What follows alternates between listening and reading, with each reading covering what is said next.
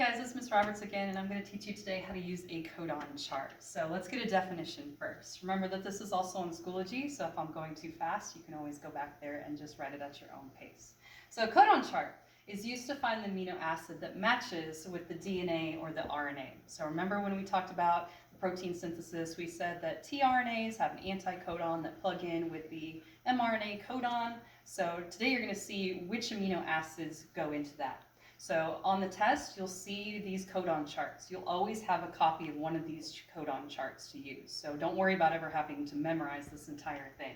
So here's one of the codon charts. I'm going to show you how to use two of them today because we are not quite sure which one could show up on the test. So we're going to show you both. So this is the square one. And again, this is a codon chart. You don't have to know all these things that are inside it, except that these are all amino acids. That's it. Don't get stressed out about like what is proline, what is histidine, what do all these do. You just need to know that these are amino acids, and you have to know how to use the chart. So I'm going to show you an example. Remember that codons have 3 letters. So here's an example, AAC. So I'm going to go through the chart and I'm going to show you how to do this. So we've got A over here. It says first base. A is always usually on the left-hand side. In this case, it's a really large one. So A is going to narrow down this entire section here. Okay, so I know that it's going to be in one of these areas. Next, I've got another A. So now I'm going to go up here to the top.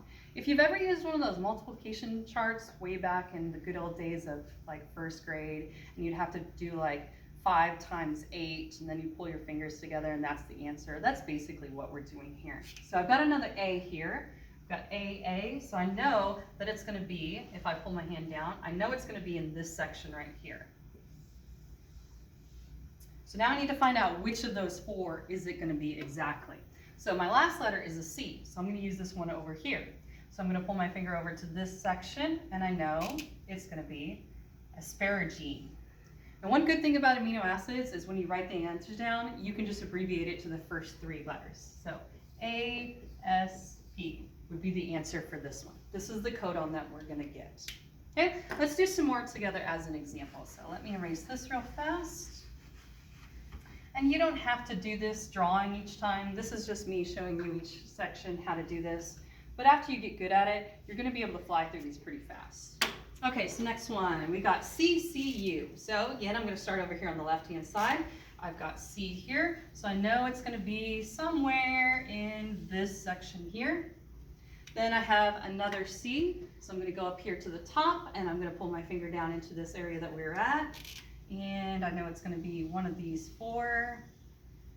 And last here, I've got a U. So I'm going to look over here on the right-hand side. I'm going to pull this over here, and my answer is going to be proline. So P-R-O. Okay, let's do one more together.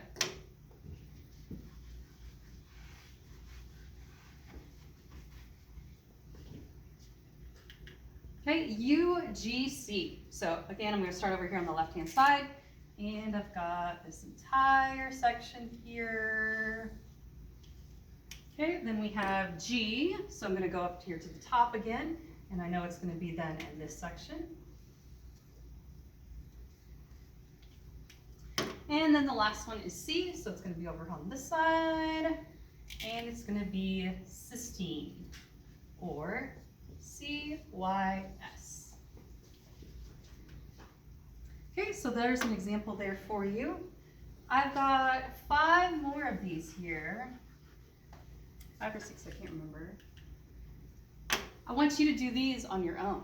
So pause this video for a second, go through this. Remember, if you can't see this very well on the board here on the video, there's also copies of these on Schoology, so you can look at this, and you can also write on it if you want to, maybe erase it as you're going through these. So pause the video here, go through these, and then once you're done, come back and check your answers. Okay, so here are your answers. So compare your answers and see how you did. And if you're struggling, maybe rewind it and watch it one more time to see how we did these. All right, so this is the square chart. There's one more chart that we need to go through on how to use. So this is our circle chart. Circle chart, I feel, is even a little easier to use. So in this case, you're going to always work your way out. You're going to start in the center and work your way out. So let's look at some examples. We have GAC. So we're going to start in the center here with G. And we know it's going to be somewhere in this quadrant. So we've got G, and then we're going to move our way out. So GA, and then C. So if we look back here, here's C, and the answer will be ASP. So the good reason that we're using this chart is if we refer back to our other chart here, you'll see that a lot of these are used more than once.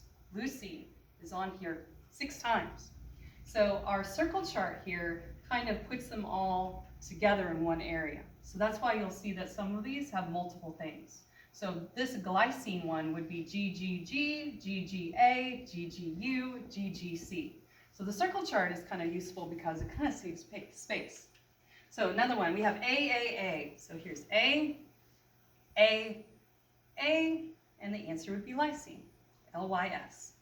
Next one, CAA, C, A, GLN. So this would be our answer here.